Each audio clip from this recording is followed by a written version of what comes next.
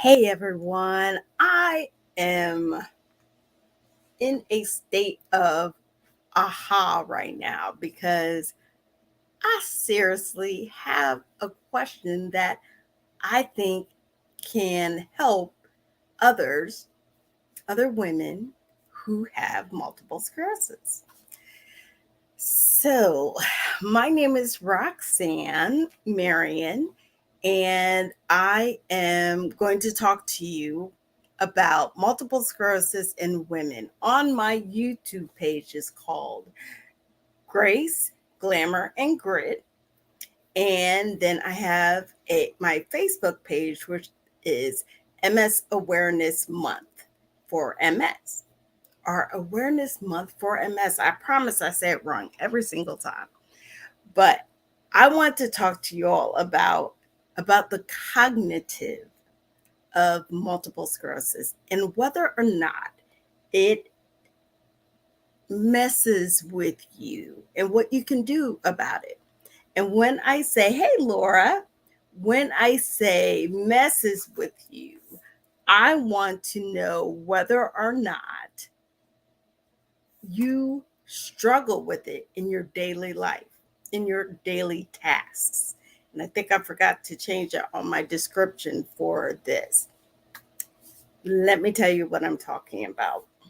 When I say your daily task, I'm talking about when you go shopping, whether it be grocery store, department store, your bills, the customer service that you have to handle on the phone, and your in store questions that you might have, whether you are right there at the register or if you see someone walking by and you just call out to them.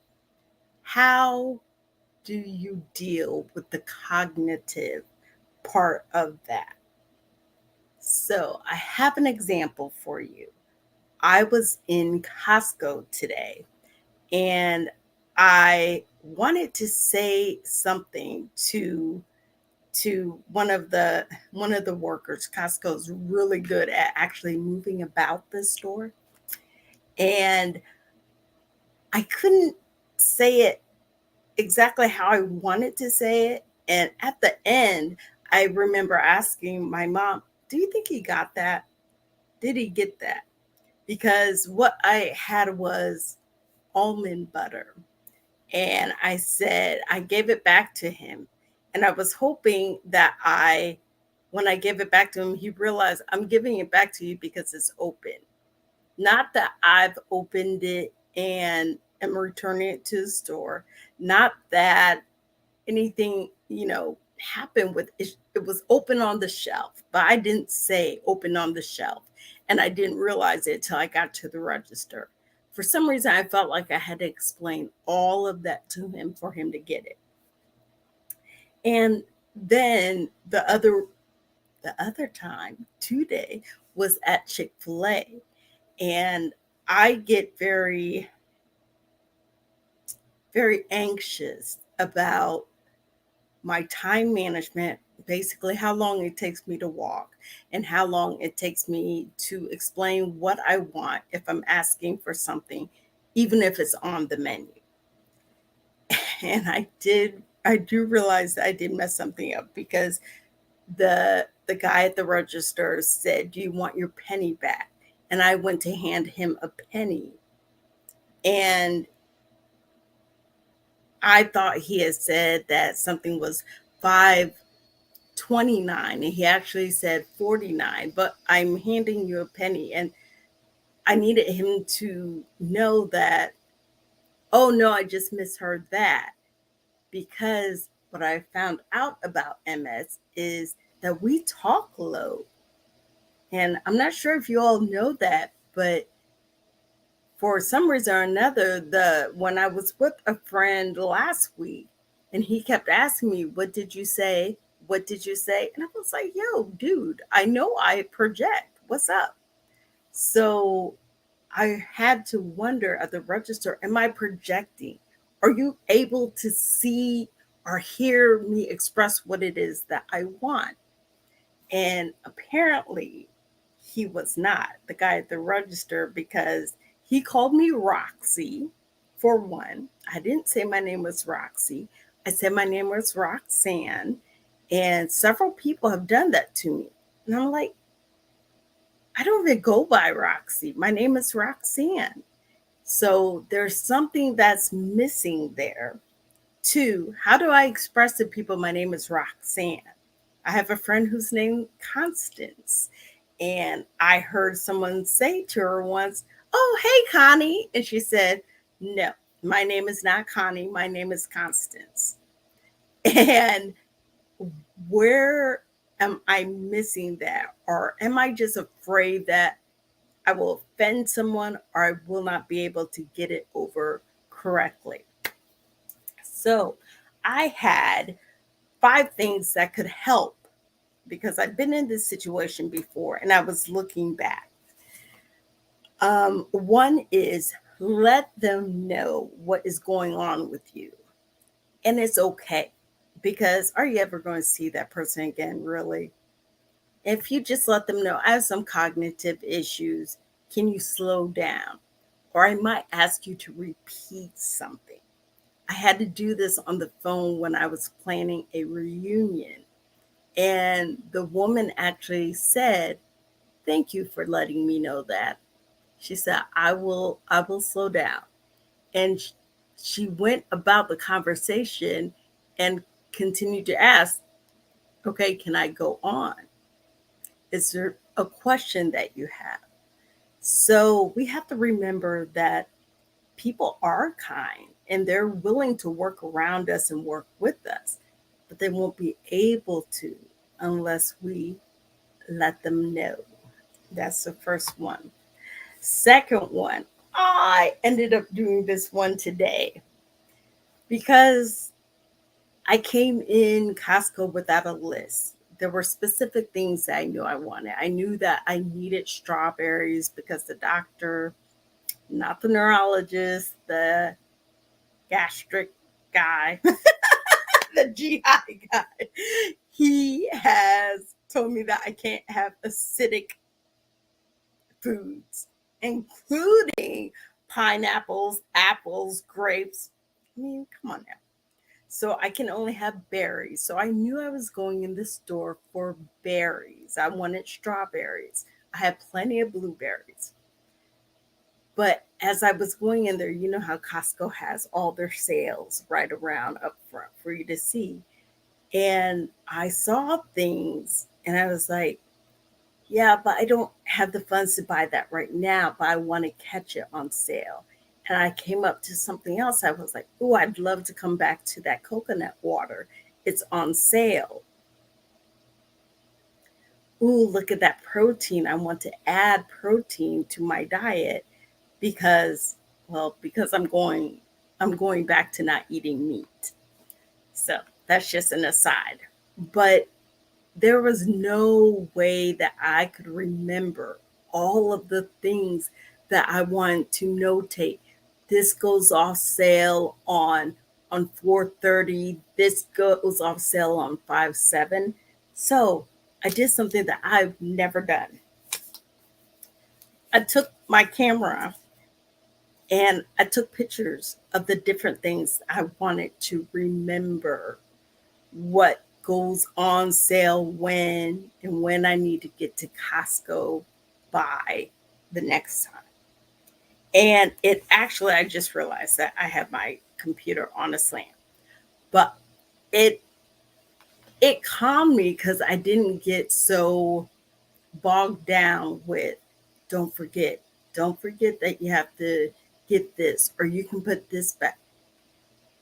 I cut all that out, took a picture of it, and I moved on. And I was able to clear my mind and remember the things at the house that I didn't have anymore. So I was walking along and I was like, hey, I wonder if they have cottage cheese here because I've been going through cottage cheese like this. It's probably better to buy a big jug of it. So it was it was enlightening and I lightened up because I did not have all the things I had to remember on my brain. I just took a picture of it and I went on. Thank you. I'm glad you like that, Laura. I'm just like, okay, some of this is really got to be shared because I don't think we think about it until we're really frustrated. The next one, though, I have thought about, and I know that I've had to do it before. If you're on the phone with customer service or with I was going to say the doctor, but usually a receptionist or anyone that's giving you all this information, and you're just like, okay, I hear you. Yes, I need you to slow down. And then in the back of your head, you're like, there's no way I'm going to remember all this. Record it. You can record it on your phone while you're talking on the phone. Or if you are in person with someone, I know you have to ask permission, depends on the state that you're in and things of that nature, but record it because then you'll have the ability to go back to it. A lot of times, part of that cognitive is recall, is being able to recall exactly what you heard, and then can you figure out the information and put it in a way that you understand it. Sometimes I think anybody, but especially with MS, I just wish I could go back to it, to that conversation, and not only go back to it, but sometimes people are like, no, I really didn't say that.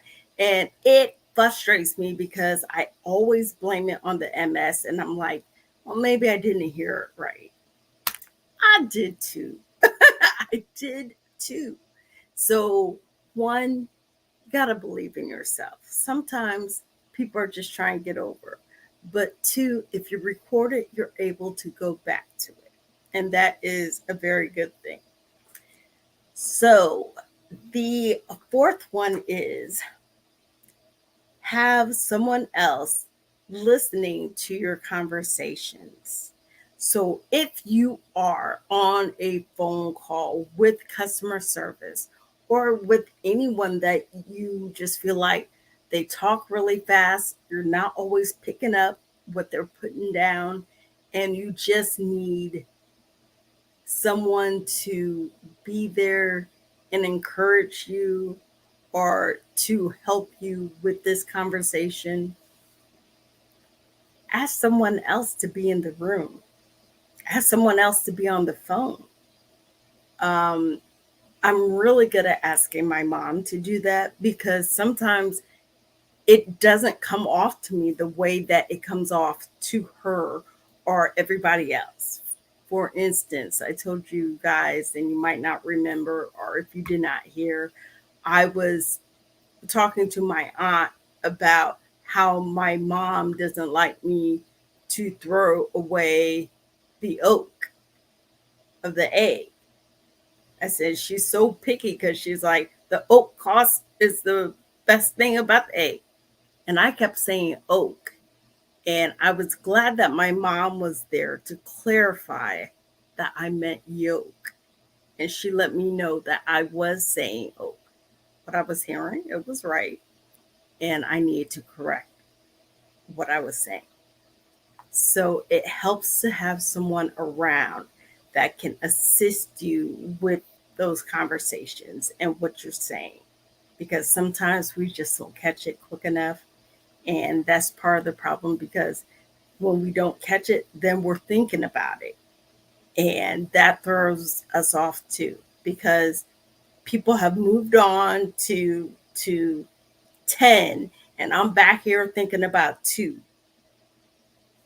It you can only I think anyone can only juggle so much. I think us especially with MS is really hard to maintain thinking about that exact thing someone is talking about. And then number 5, have a check off list with you. And when I say check off list, someone might think, oh, you go to the store, you have a shopping list. I'm literally talking about the points that you want to talk to someone about. And whether we like to admit it or not, I think everybody, kind of plays out in their head at first. You have that recording in your head and how the conversation might go about. But there are certain aspects of a conversation that you want to have with someone. For instance, even while I when I come to speak to you all on a live, there are things that I know that I want to touch. And here I wrote down the 5 things that I know I struggle with and would want help with if I had MS, which I do, but you all have MS too, and I'm trying to, see if you want help in that area too, or if this would be good information for others with multiple sclerosis.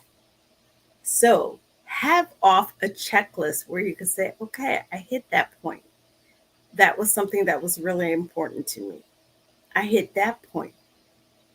And I'm going to say, I say examples all the time. I used to be a teacher, so I think I think I just always go back to that. So we have a house that we're working on. We're renting out the house, and we had some work done on the house because I feel it has to be a certain standard. Sorry, I had to say that because the other people aren't in agreement with me on some things, but I check off. Hey, did you guys get to the bathtub? Did you get to it's an older house. So did you get to the heating pipe that used to be on the stove to heat the house? Did you get to the fans? These are things that I want to talk to the property manager about. Okay, I could talk to you about who's the best person put in there. How many people have you talked to who want to rent the house? Who's going to take care of the grass? I could talk to all those things that we come up with when we're having a conversation. But the things I've written down on that list, I have to make sure I get to because she is going to do most of the talking. She is going to overwhelm me. My sister's going to ask all these questions, and then my mother's going to ask hers. The only way I can remember that I have to get to that particular something is to have my list. And it's a check off list. I'm like, okay, here are my questions. Did you get to the bathroom? Did you guys go ahead and do the stove that was in the kitchen? The heating stove, not the cooking stove.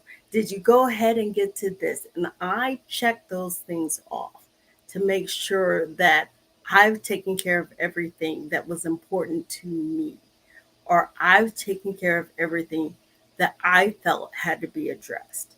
But I have to have that check off list.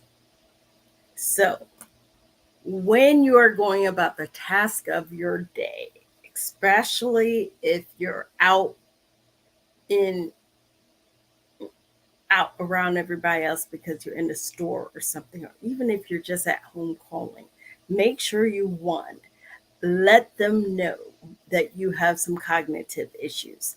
2, take pictures. Use this phone for everything. You see, I even have stuff on the back of it, but you can write notes in your phone. You can take pictures with your phone, and then you don't have to. Your mind won't be bogged down with all the things that you feel like you have to remember.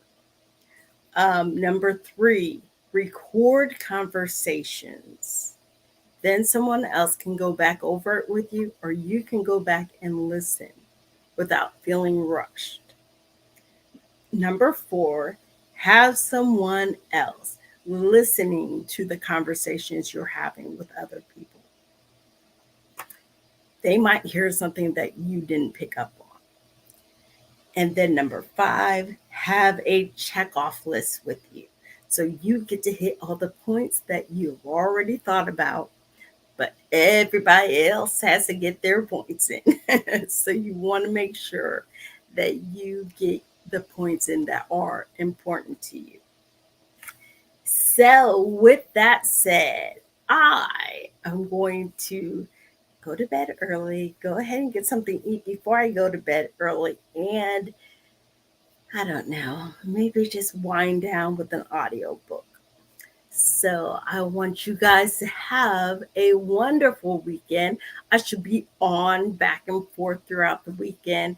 And I think I will actually check in with you all when I go to a, it's called the Black Food Truck Festival. It's here in Charleston tomorrow. So I'm going to that. Prayerfully, it won't be too warm. So you guys take care of yourselves, and I will talk